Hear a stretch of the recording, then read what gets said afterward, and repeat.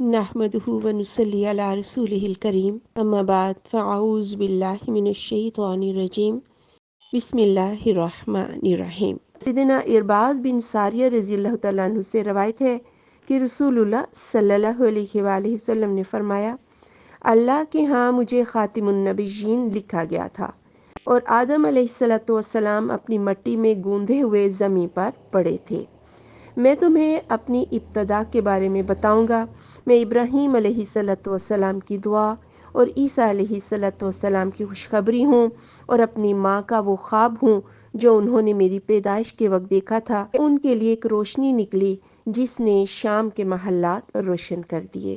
یہ حسن صحیح حدیث ہے۔ گویا رسول اللہ صلی اللہ علیہ وآلہ وسلم آدم علیہ السلام کی پیدائش سے پہلے ہی آخری نبی لکھ دیے گئے تھے۔ سبحانک اللہم و بحمدک اشہد ان لا الہ الا انت استغفرک و اتوب الیک۔ اللہم صلی علی محمد وعلی آل محمد کما صلیت علی ابراہیم وعلی آل ابراہیم انک حمید مجید۔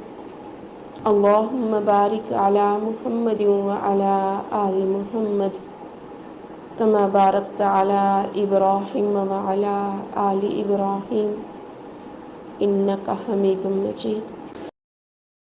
لا إله